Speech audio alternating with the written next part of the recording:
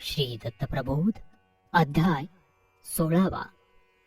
मागील अध्यायामध्ये आपण पाहिलं, दत्तगुरूंनी आपल्या संपूर्ण प्रवासाची महती संपूर्ण कथावर्णन माता अनसूयेला सांगितलं। दोघांच्या खूप गप्पा चालल्या। त्यानंतर मातृमहिमा काय आहे, मातेचं ऋण कशाने फेडता येतं, पित्याचं ऋण काय आहे, त्याबरोबर अन्य ऋणही त्यांनी सांगितली। आणि सरते शेवटी मग माता अनसूयेने त्या तिघांना प्रश्न केला की आता तुमची तीर्थयात्रा झाली, तपाचरण झालं, मग आता ब्रह्मचारी आश्रम सोडून पुढे गृहस्थ आश्रम आपण कधी स्वीकारणार आहात, लग्न केव्हा करणार? मातेचा हा प्रश्न ऐकताच सर्वजण एकमेकांकडे पाहू लागले आणि आता वेळ होती त्या प्रश्नाचे उत्तर देण्याची। तर दत्तगुरु या प्रश्नाचं काय उत्तर देतात पाहूयात आजच्या या अध्यायामध्ये। अध्यायाला सुरुवात करूया। मातेनं अतिशय आनंदानं आणि उत्सुकतेने विचारलेल्या त्या प्रश्नाचं उत्तर द्यायचं तिघांनीही टाळलं आणि शेवटी मातापित्यांच्या चरणी आपली दृष्टी स्थिर केली। कोणीही काही बोलेना। तेव्हा अत्रिमुनींनी अतिशय कनवाळूपणे पुन्हा विचारलं, अरे, आम्ही अतिशय आनंदानं तुम्हाला गृहस्थ आश्रम स्वीकारण्याबद्दल विचारत आहोत आणि तुम्ही काहीच बोलत नाही। तुम्हाला काय वाटत आहे ते मोकळ्या मनानं सांगा। तेव्हा श्री अविनाशी दत्तात्रय म्हणाले, हे वडील बंधू, त्यांचा काय तू विचार घ्या।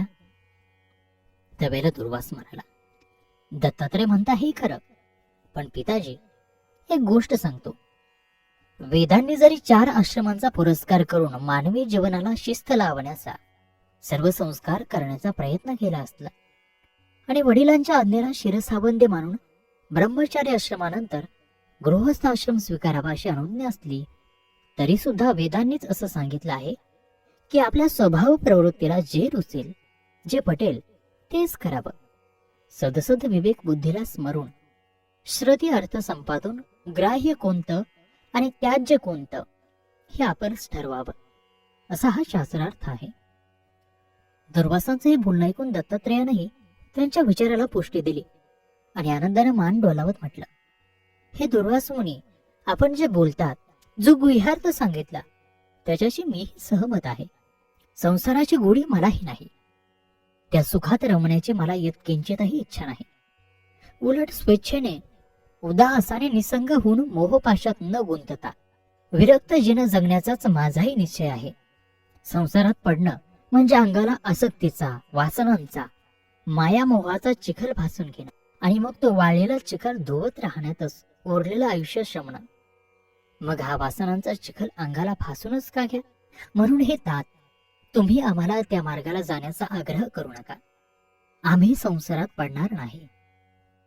दोन्ही मुलांचं हे बोलणं ऐकून अनसूया अतिशय दुःखी कष्टी झाली आणि अत्रेंना विनवू लागली की तुम्ही तर या मुलांचं मन वळवा आणि त्यांच्या मनात गोडी उत्पन्न होईल असं काहीतरी त्यांना सांगा, त्यांना पटवून द्या। अनसूयेच्या समाधानासाठी अत्रेंनी दोन्ही मुलांना पुन्हा समजावलं की बाळांनो, तुम्ही जर गृहस्थ आश्रम स्वीकारला नाहीत तर आपला वंश कसा वाढणार? वंश वाढण्यासाठी तरी तुम्ही विवाहबद्ध व्हा। विवाहबद्ध होऊन पत्नीसह धर्मकृत्य करा, संतत्य वृद्धी करा, वंशाचं नाव वाढवा, आल्या गेल्या अतिथी अभ्यागतांना संतुष्ट करा। ह्यातच खरं हित आहे। उत्तम गृहस्थ आश्रम पाळून मग मोक्ष मार्गाचा विचार करा। तुम्ही असं वागावं अशी माझी आणि तुमच्या मातेची इच्छा आहे।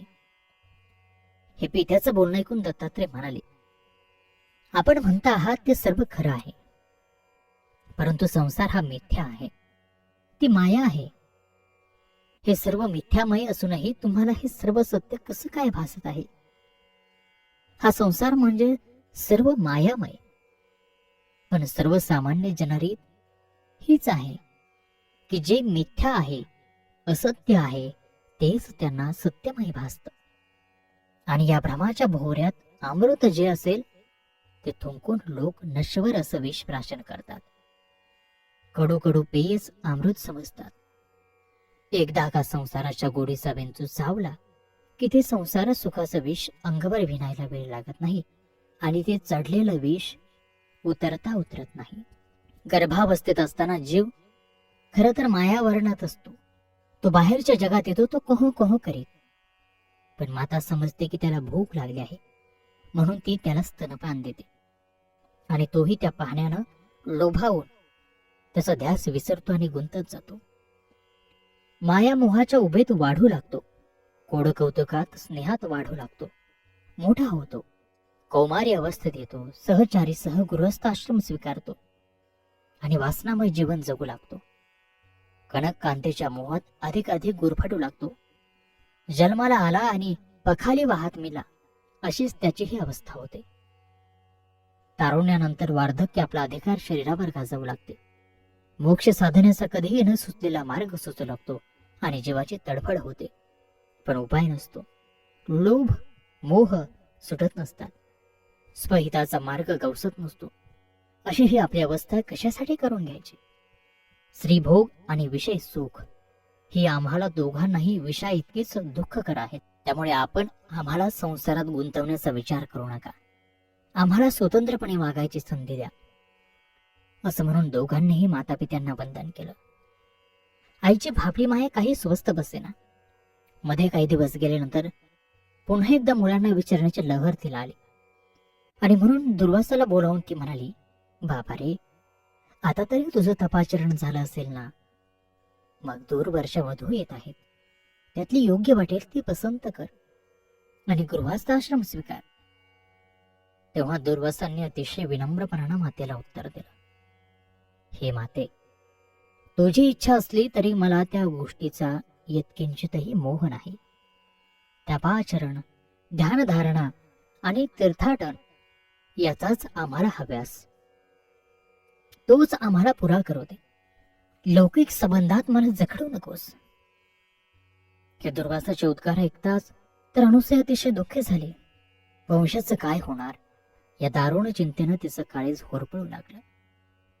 कोणत्या उपायानं ही विवंचना दूर होईल असं तिला वाटू लागलं. ते विचार करू लागली, काय केल्यानं मुलाची मनं द्रवतील याचा मनाशी अंदाज घेऊ लागली. मातेच्या मनाची घालमेल दत्तात्रयानं जाणली आणि एका सकाळी स्नानकर्म उरकल्यानंतर दत्तात्रय ध्यानाला बसले. तेव्हा अत्रींच्या लक्षात आलं की दत्तराज अदृश्य होऊन तिथे 3 सतेज रूप दिसू लागली होती. ती 3 झगमगीत रूप बघून अत्री विस्मित झाली आणि त्यांनी अनसूयेला हाक मारली.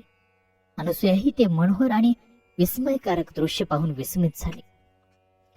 प्रत्यक्ष परमेश्वरच आपल्या मंदिरी प्रकटले म्हणून आनंदली. त्यांची षोडशोपचारे पूजा करायला लगबगीने धावली आणि काय आश्चर्य, ते 3ही देव न दिसता तिच्या पोटचे पुत्र दुर्वास, दत्त आणि चंद्र तिला त्या जागी दिसले. दत्त तर ध्यानमग्न होते. अनसूयेच्या आश्चर्याला पारावार उरला नाही. अत्रीने दुर्वासाला विचारलं, हे सर्व काय आहे? तेव्हा दुर्वास म्हणाले, आपण हे सर्व या अविनाशी दत्ताला विचारा. दत्तानं म्हटलं, पिताजी, तुमच्या मनातील चिंता मी ओळखली आहे आणि प्रत्यक्ष दर्शन देऊनच आम्हापैकी कोणाचा अधिकार काय आहे हे तुम्ही ओळखावं म्हणून हा सर्व प्रपंच केला. दत्ताचं हे चातुर्य लक्षात येताच अत्री मनात संतुष्ट झाले आणि कार्यकारण शोधू लागले. तेव्हा त्यांच्या लक्षात आलं की दुर्वास म्हणजे त्रिपुरारी कैलासनाथ. त्याचा गुण तमोगुण, अतिशय तापसी आणि विरक्त हा त्याचा स्वभाव. विषय वासनेचा साधा वाराही त्याला सहन होत नाही. त्याचा सबळ आहार प्रलयाग्नीचा, यानं नाश केलेला कामगुणाचा. दत्तात्रय म्हणजे सत्वगुणी मेघश्याम, सदय सकृप उदार, जगत उद्धारासाठी सदा तयार, पण गुणातीत असून अविकारी, संगातीत असून निसंग, कामकारणापासून हाही दूरच. तिसरा चतुरानंद, प्रजापती ब्रह्मदेव म्हणजे चंद्र, ह्याचा गुण रजगुण, ह्याचे नाव प्रजापती म्हणजेच संततीचा योग. चंद्राला गृहस्थाश्रम देवा हेच योग्य होईल. हे त्रिणी लक्षात घेतलं आणि त्यानुरूप अनसूया मातेलाही समजावलं. सर्व समजावून देताच तिलाही पटलं आणि तिच्या मनाचं समाधान झालं. तिचं समाधान झाल्याचं पाहून दोन्ही पुत्रांनी तिच्या चरणांवर मस्तक ठेवलं आणि अतिशय मृदमधुर स्वरात तपश्चर्येसाठी जाण्याची अनुज्ञा मागितली आणि सांगितलं की प्रत्येक रात्री तुमच्या चरणांची सेवा करण्यासाठी आम्ही माघारी येऊ. अनसूयेनं त्यांना आशीर्वाद दिला आणि वारंवार दर्शन देण्याचं वचन घेऊन परवानगी दिली. अशा प्रकारे श्री दत्त प्रबोध ग्रंथातील 16वा अध्याय या ठिकाणी समाप्त होत आहे. पुढील 17व्या अध्यायामध्ये आपण गुरु महात्म्य पाहणार आहोत. तेव्हा पुढील अध्याय पाहायला विसरू नका.